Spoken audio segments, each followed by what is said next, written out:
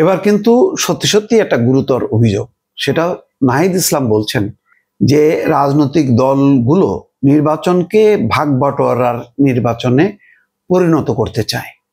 এটার বিস্তারিত ব্যাখ্যা বুঝতেছি না, কিন্তু এই ধরনের ভাগ বাটোয়ারা মানে হচ্ছে যে মানে একটা ম্যানিপুলেশন করা, যে আমি 200 তুমি 100 বা আমি 180টা তুমি 50টা তুমি 20টা, এরকম একটা অ্যারেঞ্জড গেম যেটা বলে সেটা হচ্ছে ভাগ বাটোয়ারার নির্বাচন।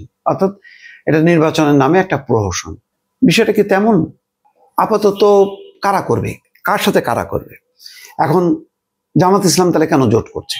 জোট করছে বিএনপির মতন একটা বড় দলকে মোকাবেলা করার জন্য। তো সে কেন এখানে ভাগ বাটোয়ারার জায়গা কোথায়? আর বিএনপিও যদি জোট করে তাহলে সেটা কি ভাগ বাটোয়ারা? এটা তো নির্বাচনী জোট, এটা প্রচলিত অর্থে। বিষয়টা আমার যেটা ধারণা যে এনসিপি একটু বেকায়দায় আছে, কারণ একসময় এনসিপির যে উত্থান ছিল, তার যে জনপ্রিয়তা ছিল সেই আগস্ট মাসের দিকে, তখন তো রাজনৈতিক দলগুলোকে আসলে ভুলে গেছিল মানুষ কিছুদিনের জন্য, যে বিএনপি কিসের, মানে জামাত কিসের, আমরা কি আন্দোলন করছি বিএনপিকে ক্ষমতায় আনতে, এরকম কিন্তু কথা আসতেছিল। বিএনপি জামাতকে চিনি না, এই যে আমরা নতুন নেতৃত্ব, তার একটা আবেগ, ভালোবাসা, একটা উচ্ছ্বাস, ওটা তো রাজনীতির একটা ভিত্তি হইতে পারে না। নাহিদ ইসলামদের আসলে ভুলের খেসারত দিচ্ছে তারা।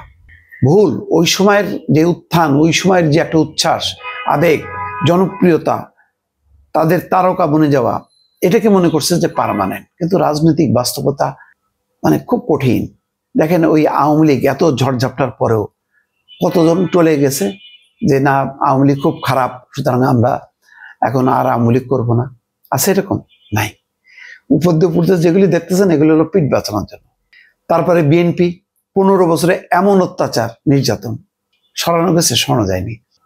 জামাতকে গেছে, জামাতকে করা যায়নি। কিন্তু অনেক দল আবার ভেসে গেছে, কারণ ওইগুলির জনভিত্তি নেই। যার জনভিত্তি আছে সে বিলুপ্ত হয় না, আর জনভিত্তি যার আছে সে সাময়িকভাবে যদি হেলেও পড়ে আবার কিন্তু সে সোজা হয়ে দাঁড়ায়।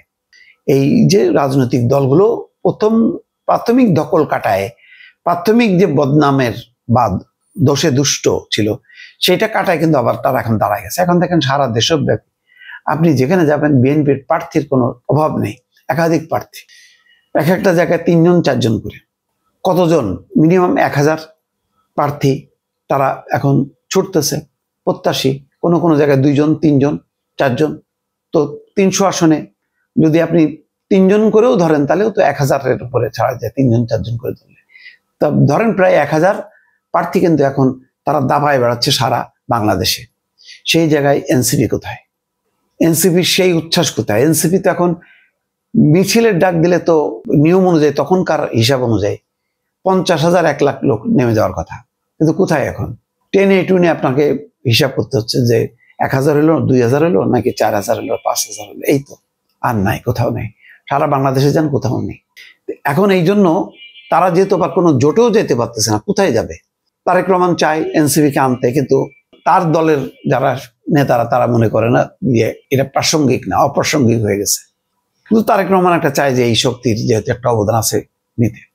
জামাত তো কখনো 300 আসনের প্রার্থী দিয়ে ইলেকশন করে খুব ভালো করছে অতীতে, কখনো নেই।